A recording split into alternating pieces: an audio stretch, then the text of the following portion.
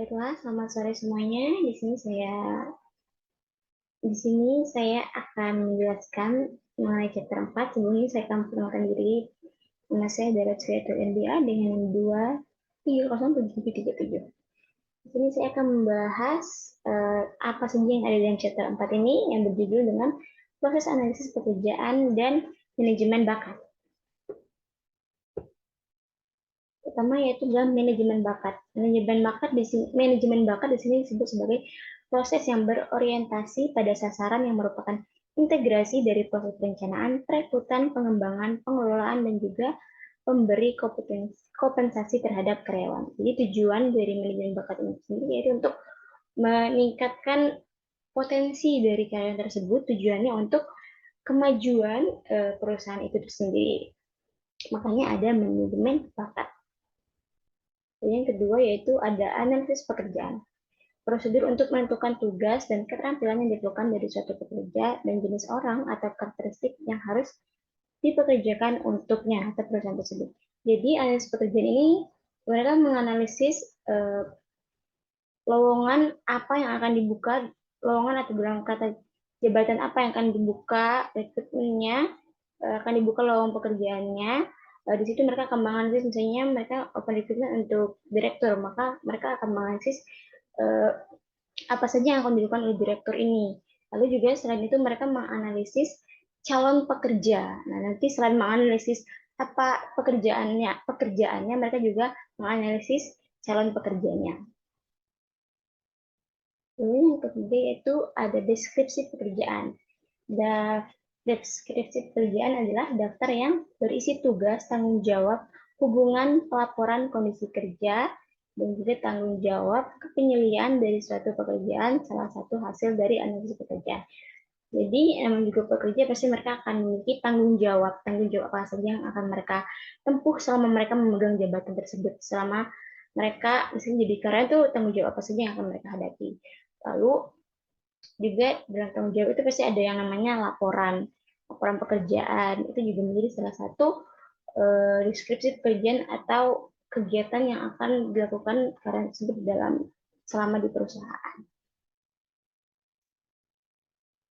Terus sekarang ada spesifikasi pekerjaan, daftar yang berisi persyaratan manusia dari suatu pekerjaan, yaitu pendidikan, keterampilan, kepribadian, dan lain sebagainya yang diperlukan serta produk lain dari analisis pekerjaan. Jadi spesifikasi pekerjaan ini misalnya itu mereka punya tingkatan tersendiri untuk menerima seorang masuk ke dalam perusahaannya. Misalnya mereka punya spesifikasi nih, tubuhnya harus tingginya berapa, berat badannya harus berapa. Terus juga atau pendidikannya misalnya harus lulusan S1 atau cukup dengan D3 atau bahkan cukup dengan lulusan SMA untuk masuk ke dalam perusahaan tersebut. Dan itu juga ada kepribadiannya, harus dites secara emosionalnya bagaimana agar tidak mempengaruhi selama masa pekerjaan atau saat mereka melakukan pekerjaan itu di perusahaan tersebut. Kita masuk ke informasi yang diperlukan dalam analisis pekerjaan, yaitu aktivitas pekerjaan, lalu perilaku manusia, mesin alat, perlengkap, dan juga bantuan kerja, lalu ada standar kerja, lalu kelima ada konteks pekerjaan, lalu keenam ada persyaratan manusia.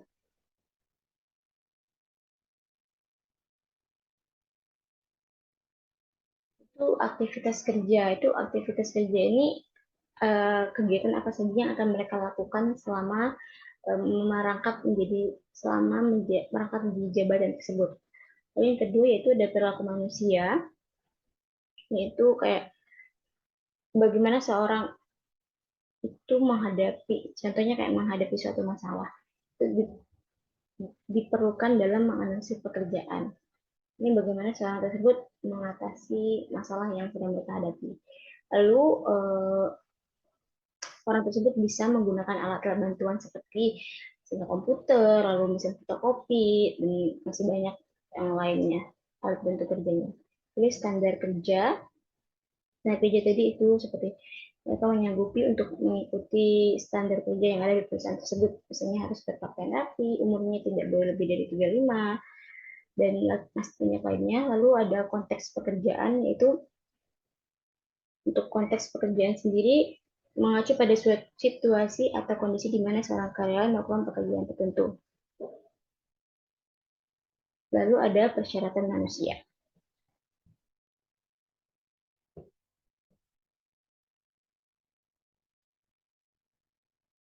Lalu selanjutnya adalah kegunaan informasi analisis pekerjaan. Kegunaannya itu pertama untuk perekrutan dan juga seleksi. Ini sudah jelas seperti kita bahas tadi. Analisis pekerjaan sangat berpengaruh untuk perekrutan dan juga seleksi bagi karyawan baru yang ingin masuk ke perusahaan tersebut. Lalu ada pemenuhan EO atau Equal Employment Opportunity, yaitu untuk menyamaratakan semuanya. Salah satunya itu gender. Misalnya di pekerjaan ini atau di jabatan ini harus laki-laki yang menempati. Maka disitulah adanya pemenuhan IO. Jadi tidak hanya sebenarnya tidak hanya laki-laki yang bisa, tapi wanita juga bisa. Jadi ada kesetaraan gender. Itu juga ras, terus dan masih banyak lainnya ya contohnya. Lalu ada penilaian kerja, terus juga ada kompensasi dan juga pelatihan.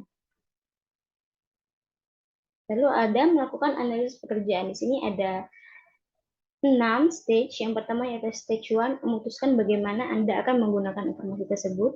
Lalu stage 2 yaitu meninjau informasi latar belakang yang relevan seperti bagian organisasi dan bagian proses. Lalu stage 3 yaitu ada memilih posisi representatif. Lalu stage 4 ada menganalisis pekerjaan secara nyata. Stage 5 yaitu memverifikasi informasi analisis pekerjaan dengan supervisor. Lalu stage 6 yaitu ada mengembangkan deskripsi pekerjaan dan spesifikasi pekerjaan.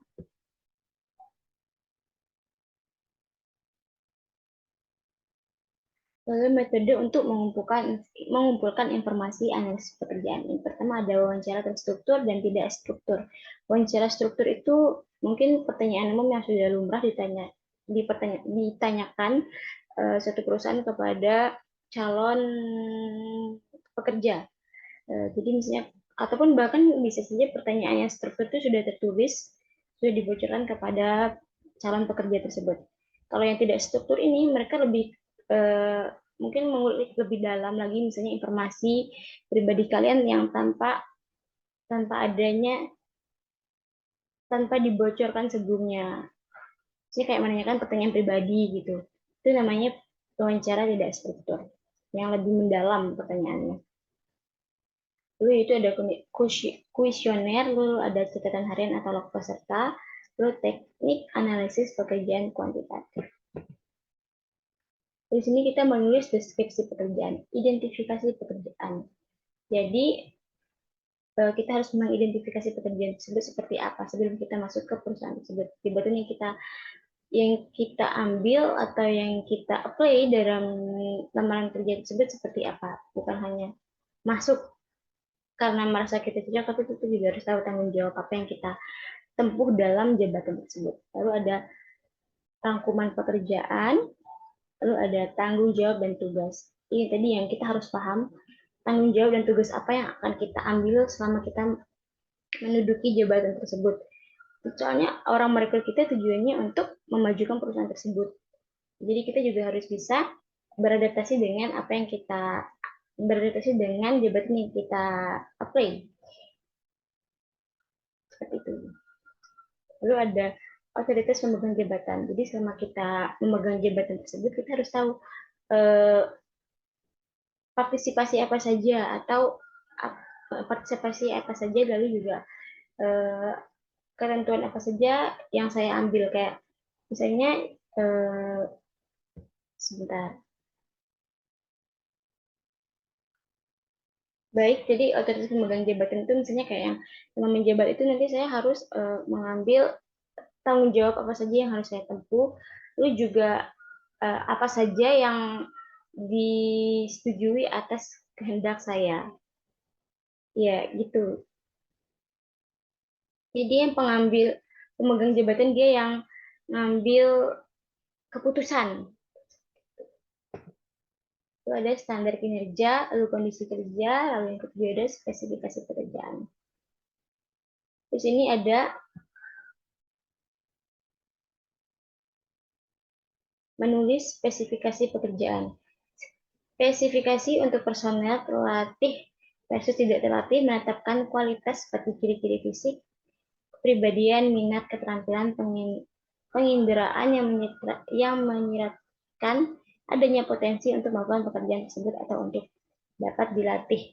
Lalu spesifikasi berdasarkan penilaian, spesifikasi berdasarkan analisis statistis, matriks persyaratan pekerjaan. Lalu contoh mode kompetensi profil pekerja untuk manajemen sumber daya manusia. Mungkin saya sebut salah satu contohnya itu menjalin komunikasi yang aktif, karena sumber daya untuk pekerjaan untuk manajer sumber daya manusia juga mereka harus bisa berkomunikasi dengan semuanya. Ya, berkomunikasi dengan setiap jenis jabatan yang ada, dengan semua karyawan yang ada. Lalu mereka juga harus berpikir kritis. Lalu ada pencipta hubungan, Departemen SDM harus mampu menjadi perekat bagi departemen lain untuk mencapai tujuan organisasi melalui pengembangan sumber daya manusia. Jadi ada penciptaan hubungan, lalu ada analisis dan juga berpikir kritis, lalu ada komunikasi. Nah, itu. Baik, sudah selesai. Kita mereview yang ada di chapter 4 terkait proses analisis pekerjaan dan manajemen bakat. Mungkin sekian dari saya. Terima kasih. Mohon maaf untuk segala kekurangannya. Saya tutup. Assalamualaikum warahmatullahi wabarakatuh.